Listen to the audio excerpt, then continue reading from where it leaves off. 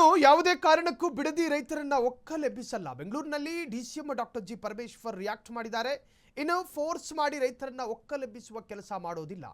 ರೈತರನ್ನ ಓಡಿಸಿ ಟೌನ್ಶಿಪ್ ಕಟ್ಟುವುದರಲ್ಲಿ ಅರ್ಥ ಇಲ್ಲ. ಈ ವಿಶ್ವಾಸಕ್ಕೆ ತೆಗೆದುಕೊಂಡು ಈ ಕೆಲಸ ಮಾಡ್ತೇವೆ.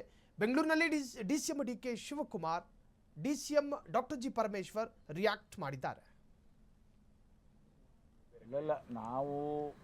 ನಾನು ಮೊದಲೇನೂ ಹೇಳಿದ್ದೇನೆ, ರೈತರಿಗೆ ಒಕ್ಕಲೆಬ್ಬಿಸುವಂಥ ಕೆಲಸ ಮಾಡೋದಿಲ್ಲ. ಫೋರ್ಸ್ ಮಾಡಿ ರೈತರನ್ನ ತೆಗೆದು ಆಚೆ ಹಾಕಿ ನಾವು ಟೌನ್ಶಿಪ್ ಕೊಡೋದ್ರಲ್ಲಿ ಅರ್ಥ ಇಲ್ಲ.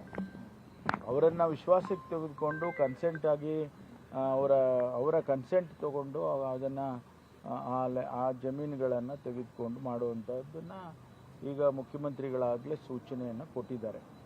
ಅವರಿಗೆ ಒಂದು ವೇಳೆ ನಮಗೆ ಕೊಡುವಂಥ ಕಾಂಪನ್ಸೇಷನ್ ಸಾಕಾಗ್ತಿಲ್ಲ ಅನ್ನೋದೇನಾದರೂ ಇದ್ದರೆ ಅದನ್ನು ಕೂಡ ಇನ್ನೂ ಹೆಚ್ಚು ಮಾಡತಕ್ಕಂಥ ಸಾಧ್ಯತೆಗಳು ಕೂಡ ಇದ್ದಾವೆ.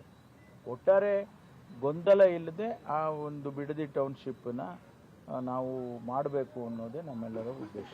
ಈ ಹಬ್ಬಗಳಿಗೆ ಅತ್ಯಂತ ಇಲ್ಲ, ನಾನು ಮೊದಲೇನೂ ಹೇಳಿದ್ದೇನೆ, ರೈತರಿಗೆ ಒಕ್ಕಲೆಬ್ಬಿಸುವಂಥ ಕೆಲಸ ಮಾಡೋದಿಲ್ಲ.